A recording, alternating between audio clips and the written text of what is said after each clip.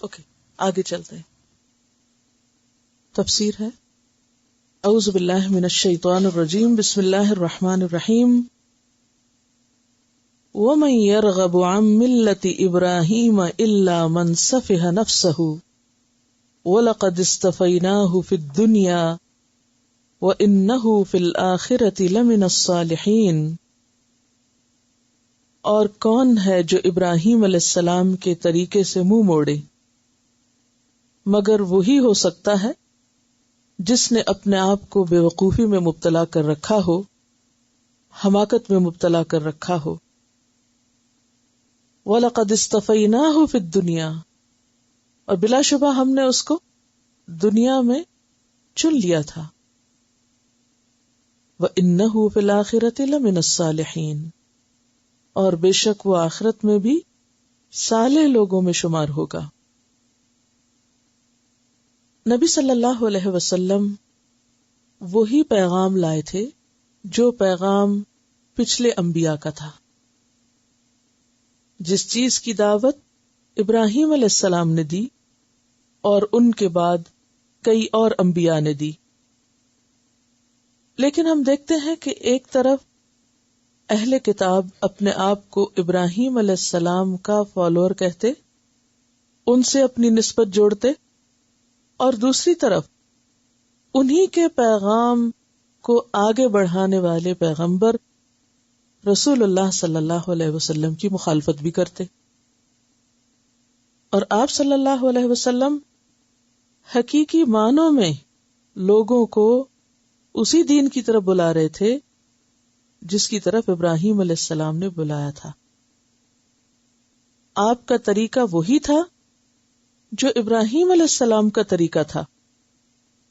تو یہاں اللہ تعالیٰ فرما رہے ہیں کہ کون ہے وہ شخص جو ابراہیم علیہ السلام کے طریقے سے منہ موڑے، ان کا فضل اور فضیلت جان لینے کے بعد اور ان کا طریقہ معلوم ہونے کے بعد. اور ابراہیم علیہ السلام تھے کون؟ انہیں ہم نے دنیا میں چن لیا تھا. کیسے؟ کہ اللہ نے ان کو اپنا دوست کہا، انی جاعلک للناس اماما، تمام انسانوں کا رہنما بنایا. جیسا کہ قرآن پاک کی ایک اور آیت میں آتا ہے، قد کان لکم اسوۃ حسنۃ فی ابراہیم والذین معہ، تم لوگوں کے لیے ابراہیم علیہ السلام اور اس کے ساتھیوں میں اچھا نمونہ ہے. ایک اور جگہ پر بھی آتا ہے، لقد کان لکم فیہم اسوۃ حسنہ، کہ ان کے اندر تمہارے لیے اسوہ حسنہ ہے. تو ہم نے انہیں دنیا میں بھی امام بنایا تھا، چن لیا تھا، اور انہیں نیکی کے کاموں کی توفیق دی تھی.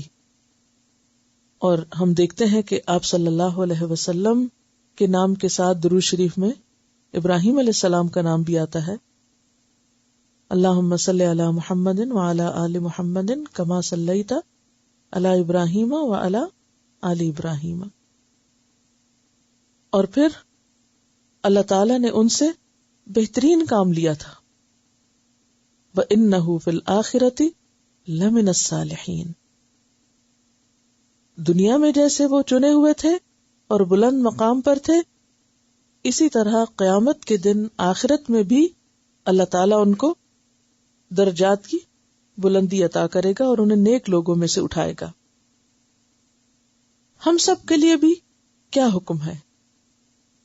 رسول اللہ صلی اللہ علیہ وسلم کو کیا حکم دیا گیا کہ آپ لوگوں کے سامنے کیا دین پیش کریں، یا صراط مستقیم کس چیز کا نام ہے؟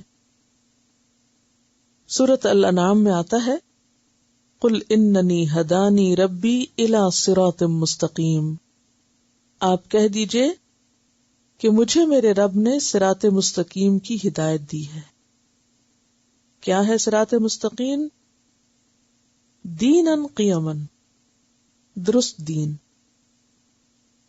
آپ کو یاد ہوگا کہ جب میں نے آپ کو صراط مستقیم کی وضاحت کی تھی تو اس وقت یہ بتایا تھا کہ اس سے مراد دین اسلام ہے، صحیح دین. تو دینن قیامن ملت ابراہیم حنیفہ، وہ دین اسلام کیا ہے، وہ صحیح طریقہ کیا ہے؟ ابراہیم علیہ السلام کا طریقہ. کون ابراہیم؟ حنیفن، جو یکسو تھے. وما کان من المشرکین، جو مشرکین میں سے نہ تھے. رسول اللہ صلی اللہ علیہ وسلم کو بھی اسی چیز کی تلقین کی گئی کہ آپ ابراہیم کے طریقے کی پیروی کریں.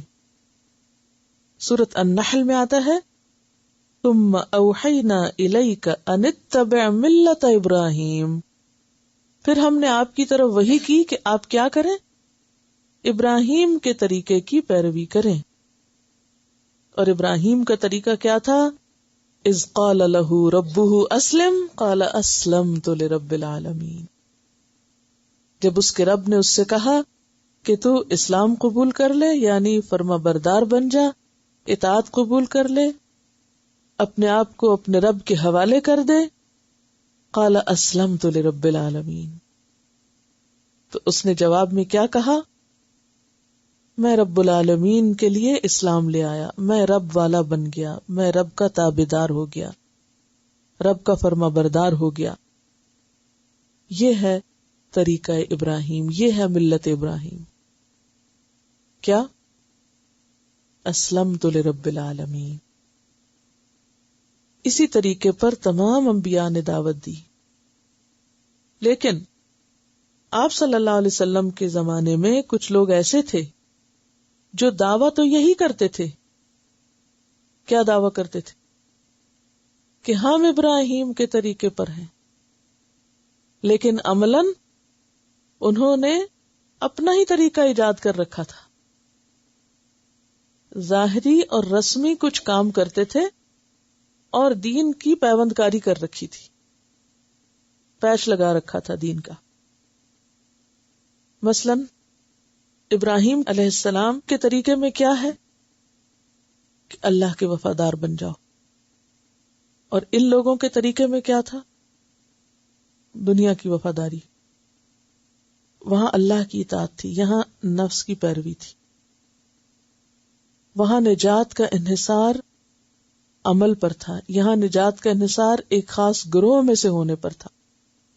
وہ کہتے تھے نا کونوا ھودا او نصارا تہتدوا، یہودی بن جاؤ یا عیسائی بن جاؤ تو ہدایت یافتہ ہو گئے. تو اللہ تعالیٰ کیا فرماتے ہیں؟ بل ملت ابراہیم حنیفہ، نجات ابراہیم کے طریقے میں جو یکسو تھے. سورۃ المؤمن میں بھی آتا ہے وَأُمِرْتُ أَنْ أُسْلِمَ لِرَبِّ الْعَالَمِينَ. سورۃ الانعام میں آتا ہے وَأُمِرْنَا لِنُسْلِمَ لِرَبِّ الْعَالَمِينَ. پیچھے آپ پڑھ چکے ہیں بلا من اسلم وجہہ للہ وہو محسن. ہر انسان سے یہی مطلوب ہے کہ وہ اپنے رب کا وفادار بن جائے. فقد استمسک بالعروۃ الوثقی، درست دین اسی کے ہاتھ میں آیا جو اسلام لے آیا.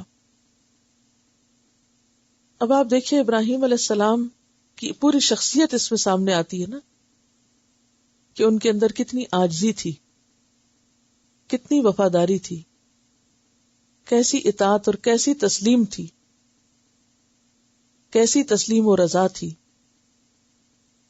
اذ قال له ربه اسلم، جب رب نے کہا جھک جا، مسلمان ہو جا، فرما بردار بن جا، بات مان لے.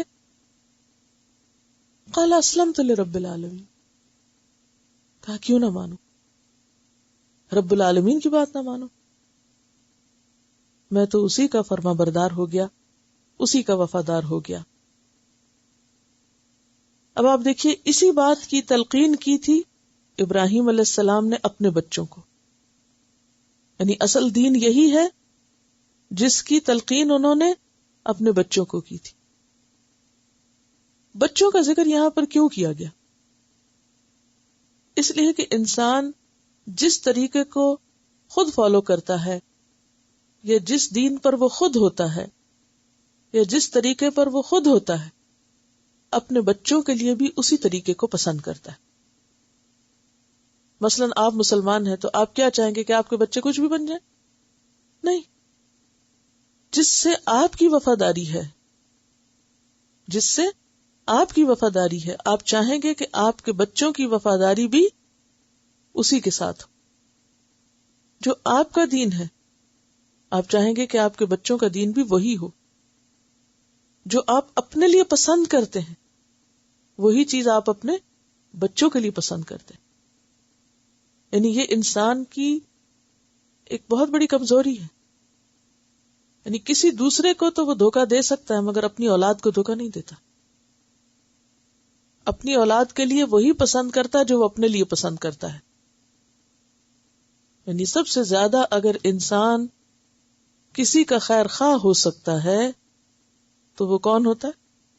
اولاد ہوتی ہے. تو ابراہیم علیہ السلام نے خود بھی یہی طریقہ اختیار کیا اور اپنی اولاد کے لیے بھی یہی پسند کیا. وَوَصَّى بِهَا إِبْرَاهِيمُ بَنِيهِ، ابراہیم علیہ السلام نے اپنے بیٹوں کو یہی تلقین کی تھی، یعنی اسلام لانے کی اور توحید والے دین کی. وَيَعْقُوبُ، اور یعقوب علیہ السلام نے بھی کیا کہا تھا؟ یا بنیا، اے میرے بچوں. اشارہ ہے کس کی طرف؟ بنی اسرائیل کی طرف. اے بنی اسرائیل، ان اللہ اصطفیٰ لکم الدین، بے شک اللہ نے تمہارے لیے الدین کو چن لیا. الدین سے مراد یہاں کیا ہے؟ دین اسلام. جیسے سورۃ آل عمران کی آیت 19 میں آتا ہے ان الدین عند اللہ الاسلام، کہ اللہ کے نزدیک دین کون سا ہے؟ اسلام ہی ہے، صرف اسلام. سورۃ آل عمران کی آیت 85 میں آتا ہے وَمَن يَبْتَغِ غَيْرَ الْإِسْلَامِ دِينًا فَلَن يُقْبَلَ مِنْهُ، جو اسلام کے علاوہ کوئی اور دین چاہے گا وہ اس سے ہرگز قبول نہ کیا جائے گا. اور تمام انبیاء کا دین یہی دین ہے، کیا؟ کہ ایک اللہ کی اطاعت کی جائے، توحید اختیار کی جائے. فَلَا تَمُوتُنَّ، بس تم ہرگز نہ مرنا، الا وانتم مسلمون، مگر یہ کہ تم مسلمان ہو. یعنی اپنے بچوں کو بھی دین اسلام اختیار کرنے کی انہوں نے تلقین کی. حدیث میں آتا ہے کہ تمام انبیاء کا دین ایک تھا، شریعتیں فرق تھیں. شریعت کیا ہوتا ہے؟ دین پر عمل کرنے کا طریقہ. تمام انبیاء جو بھی دین لائے اس کا ایسا ہی یہ طریقہ کہ جیسے ایک باپ کی کئی عورتوں سے اولاد، تو اس میں کیا ہوتا ہے کہ باپ ایک ہے لیکن مائیں فرق ہے. تو عموماً انسان اپنی ماں سے طریقہ زندگی سیکھتا ہے نا. تو پھر اگر ایک باپ ہے اور دو مائیں ہیں مثلا، تو دونوں کے بچوں کی عادتیں کیسے فرق ہوں گی؟ جیسی ماں ہوگی ویسے ہی پھر بچے آگے ہوں گے. کہ دین ایک ہی ہے، جیسے باپ ایک ہے اور مائیں فرق ہے، نہیں شریعتیں فرق ہے، طریقے فرق ہے. آپ نے دین اور شریعت کے فرق کو اس طرح سمجھایا ہے کہ ایک باپ اور کئی مائیں، اور ایک دین اور کئی شریعتیں. تو یہاں الدین سے مراد وہی حقیقی دین جو شروع سے اللہ کا دین رہا ہے، یعنی دین اسلام. تو یہاں واضح کر دی گئی یہ بات کہ ابراہیم اور یعقوب علیہ السلام دونوں نے نہ صرف یہ کہ خود بلکہ اپنی اولاد کے لیے بھی کیا پسند کیا؟ دین اسلام پسند کیا. اور انہوں نے مرتے وقت اپنی اولادوں کو کیا تلقین کی؟ فَلَا تَمُوتُنَّ إِلَّا وَأَنْتُمْ مُسْلِمُونَ، ہم جا رہے ہیں دنیا سے حالت اسلام میں، تمہیں بھی یہی طریقہ اختیار کرنا ہے کہ مرتے وقت تک مسلمان بن کے رہنا ہے. یعنی اس راستے میں کوئی بھی مشکل اگر آئے، کوئی بھی رکاوٹ آئے، تو اس کی وجہ سے اپنا دین نہیں چھوڑ دینا، اسی دین کو اختیار کیے رکھنا. تو پیغمبروں نے کیا طریقہ اختیار کیا؟ خود بھی دین اسلام پر رہے اور صرف اپنے اسلام کی فکر نہیں کی، ساتھ ساتھ اپنی اولاد کے دین کی بھی فکر کی کہ وہ کس طریقے پر ہے. اس کے بارے میں بھی فکر مند کہ وہ بھی اسلام پر ہیں یا نہیں. اور وہ دنیا سے جاتے ہوئے بچوں کو یہی کہہ کے گئے کہ دیکھو تمہیں بھی موت اسی حال میں آئے. اگر تم مسلمان نہ رہے تو کیا ہوگا؟ تو جدائیاں پڑ جائیں گی، تو قیامت کے دن الگ الگ ہو جائیں گے. ام کنتم شہداء. اب بات یہ تھی کہ یہود کے دعوے کو یہاں رد کیا جا رہا ہے. ایک دفعہ یہود کے ایک وفد نے نبی صلی اللہ علیہ وسلم سے کہا کیا آپ کو معلوم نہیں کہ یعقوب نے ہمیں یہودی رہنے کی وصیت کی تھی؟ یہود کا دعویٰ کیا تھا کہ یعقوب علیہ السلام نے ہمیں یہودی بننے کی تاکید کی تھی. تو اس وقت کیا فرمایا کہ تم اپنی بات کی دلیل لاؤ کہ موت کے وقت یعقوب اولاد کو کیا کہہ رہے تھے، کیونکہ وہ تو اپنے بچوں کو کچھ اور بتا رہے تھے.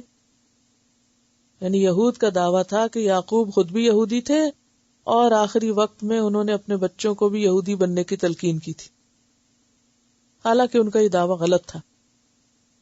اسی لیے اللہ تعالیٰ فرماتے ہیں ام کنتم شہداء، کیا تم حاضر تھے، موجود تھے، اذ حضر یعقوب الموت، جب یعقوب علیہ السلام کے پاس موت آئی، یعنی ان کے مرنے کے وقت تم وہاں تھے جو ایسی باتیں کر رہے ہو.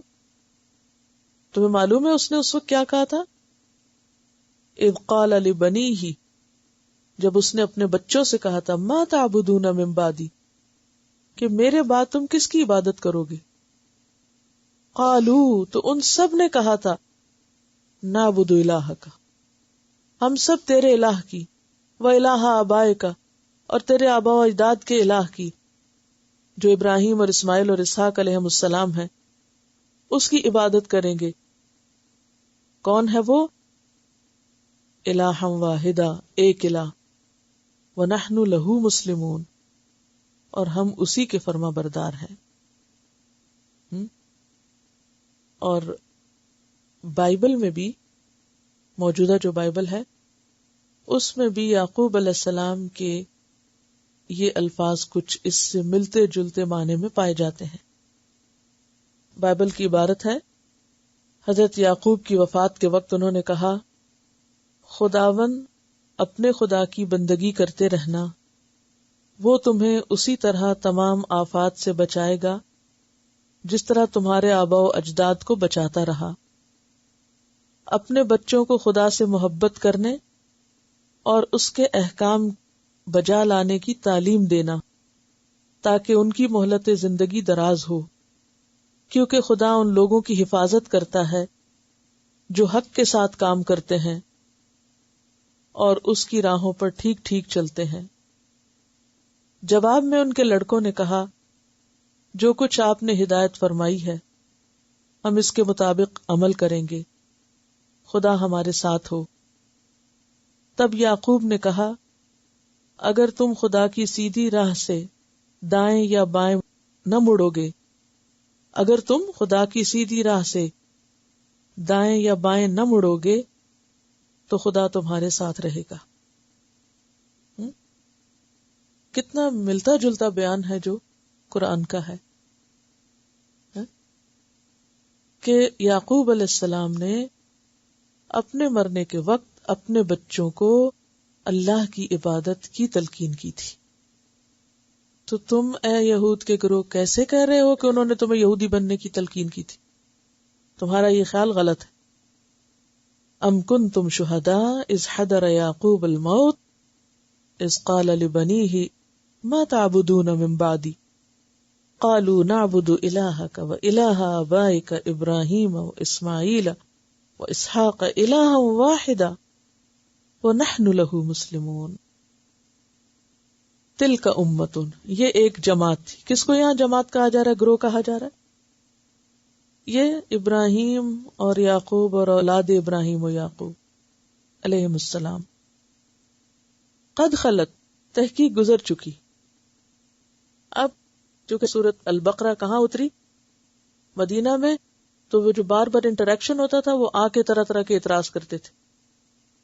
وہ کہتے تھے تم یہ کون سا دین لائے ہو، اصل دین تو یہودیت ہے، کیونکہ یعقوب نے ہمیں یہودی بننے کو کہا تھا.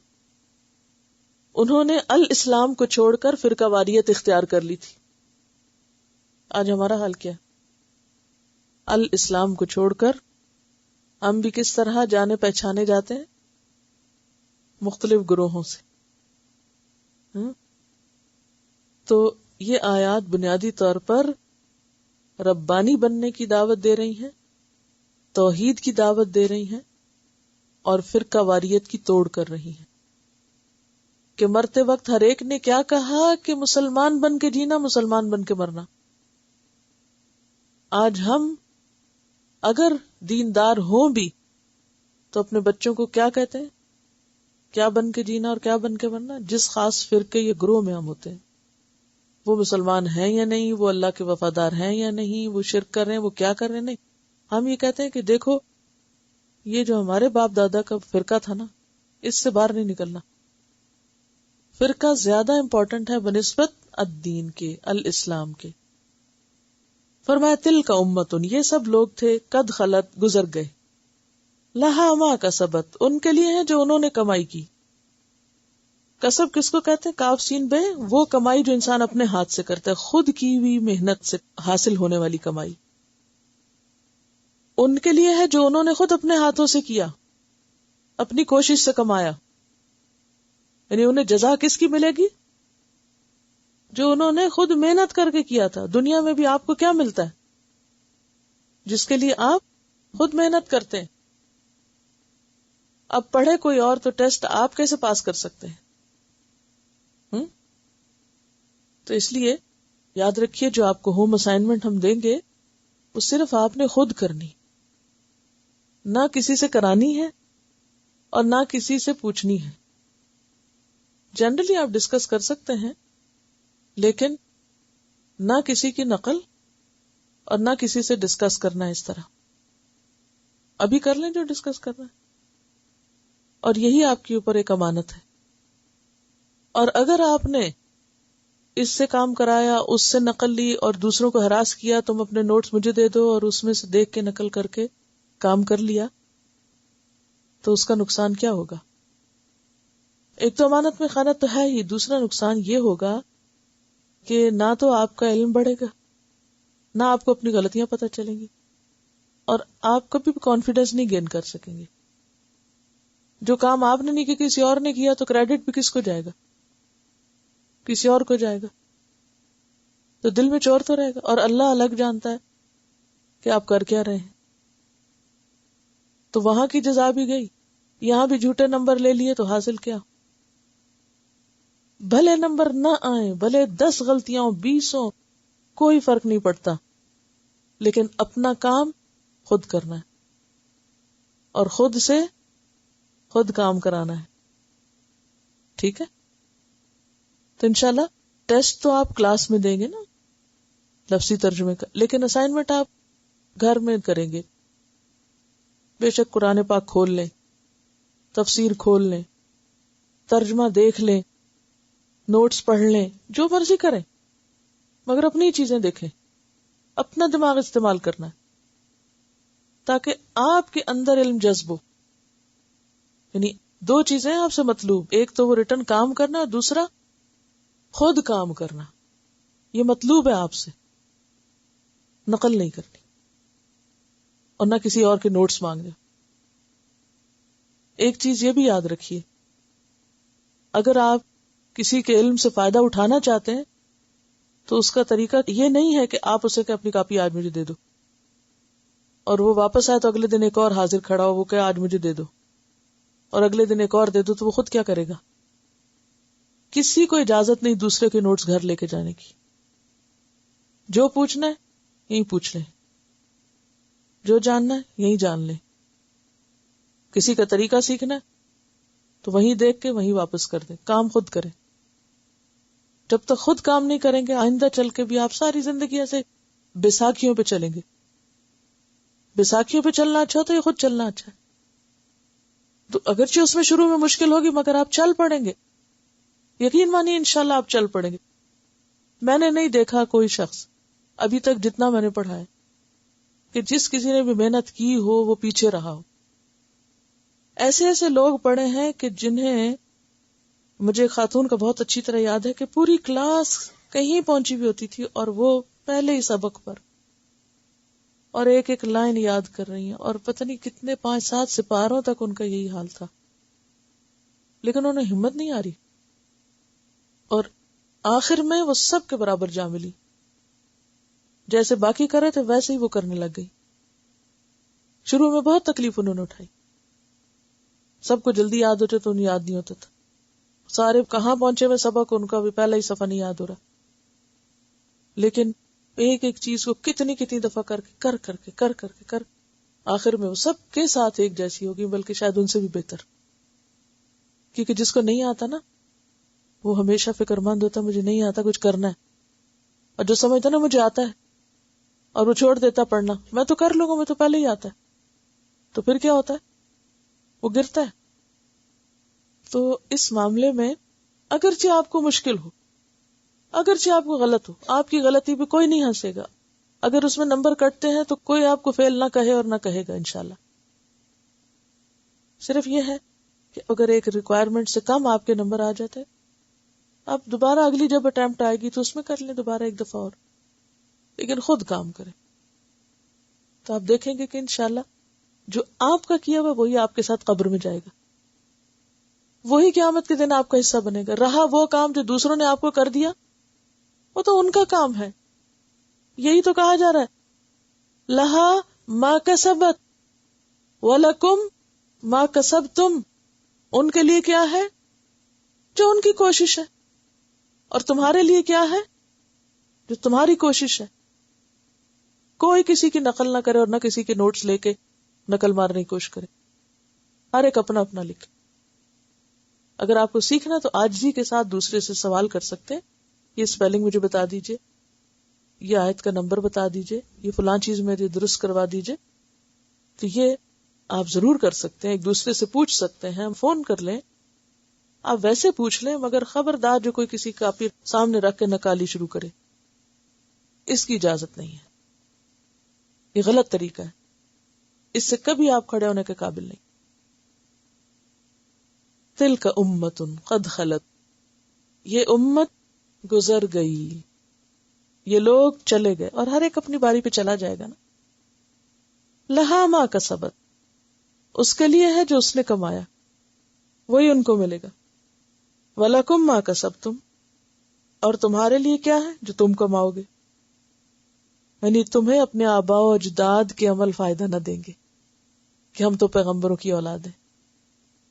یہود کہتے تھے نا کہ ہم کیا ہیں، ہم پیغمبروں کی اولاد ہیں، ہمیں نہیں دوزخ کی آگ نقصان دے سکتی۔ آج مسلمانوں کے اندر بھی ایسے عقائد ہیں، کیا کہتے ہیں مسلمان لوگ، ہم تو سید ہیں، یا ہم تو بزرگوں کی اولاد ہیں، ہم آپ صلی اللہ علیہ وسلم کی امت ہیں، ہماری سفارش ہو جائے گی اور باقی سب تو جائیں گے جہنم میں۔ جی یہ بھی ہے کہ ہمارا بچہ حافظ ہے اس لیے ہمیں فکر کی ضرورت نہیں، فلاں شہید ہو گیا ہمارے خاندان میں سو ہمیں بھی چھڑا لے گا۔ تو بات یہ ہے کہ سب سے پہلے تو آپ کی اپنی کوشش دیکھی جائے گی، اور اگر آپ نے کوشش کی ہے اور پھر بھی نہیں آپ کر سکے تو ہاں دوسرے کی سفارش آپ کو فائدہ دے گی، یار اب یہ محنت کرنے والا تھا نہیں ہو سکا، وہ تو ایک الگ بات ہے، جس نے کام ہی نہ کیا اس کی سفارش کون کرے، نکموں کی سفارش تھوڑی ہوتی ہے۔ تو یہاں پر یہود سے کہا جا رہا ہے کہ تمہارے آباء و اجداد جو نیک تھے، اچھے تھے، ان سے نسبت صرف فائدہ نہ دے گی جب تک کہ تم وہ نہ کرو گے جو انہوں نے کیا۔ تو دین اصل میں کیا ہے؟ دین کا معاملہ خود محنت اور کوشش کا معاملہ ہے۔ ماں باپ کی نیکی اولاد کو نہیں فائدہ دے گی، اولاد کی نیکی ماں باپ کو فائدہ نہیں دے گی جب تک کہ وہ خود نہ کریں۔ حدیث میں آتا ہے من بطأ به عمله لم يسرع به نسبه، جس کا عمل سست ہوا، کم ہوا، اس کا حسب نسب اس کو کچھ فائدہ نہ دے گا۔ یعنی جو خود سست ہوگا، جو خود کوتاہی کرے گا، اس کا کسی اعلی خاندان سے ہونا اس کو کچھ بھی فائدہ نہ دے گا۔ بار بار قرآن پاک میں آتا ہے لا تزر وازرۃ وزر اخری، کوئی شخص کسی کا بوجھ نہ اٹھائے گا. وَأَن لَّيْسَ لِلْإِنسَانِ إِلَّا مَا سَعَىٰ، اور ہر انسان کے لیے وہی ہے جو اس نے خود کوشش کی. یعنی جزا کے معاملے میں وراثت کام نہ آئے گی.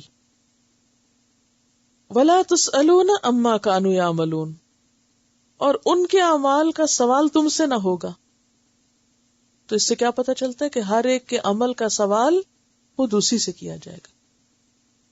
تم نے یہ کام کیوں کیا اور تم نے یہ کام کیوں نہ کیا. وقالو، اور انہوں نے کہا کونو ہودن او نصارا تہتدو، یہودی یا عیسائی بن جاؤ تو ہدایت پا جاؤ گے. ان کے نزدیک ہدایت کا معیار کیا تھا، کرائیٹیریا کیا تھا؟ یہود کہتے تھے جو یہودی ہے وہی ہدایت پر ہے، اور عیسائی کہتے تھے جو عیسائی ہے وہی ہدایت پر ہے. ہاں؟ اللہ تعالیٰ نے کیا فرمایا؟ قل بل ملت ابراہیم حنیفا، کوئی فرقہ واریت نہیں، کوئی گروہ بندی نہیں، کسی خاص گروہ سے ہونا ہدایت یافتہ ہونا نہیں، بلکہ ابراہیم کا طریقہ اصل میں اگر اس کو فالو کرو گے تو ہدایت پاؤ گے. اور ان کا طریقہ کیا تھا؟ توحید کا طریقہ. حنیفن، یکسو تھے، جو پوری یکسوئی کے ساتھ صرف رب کی طرف راغب تھے، ہر چیز سے کٹ کر رب کے ہو گئے تھے. ان کے والدین اور ان کی اولاد اللہ کی اطاعت کے راستے میں ان کے لیے رکاوٹ نہ بنی تھی. وما کان من المشرکین، اور وہ مشرکوں میں سے نہ تھے، شرک کرنے والوں میں سے نہ تھے.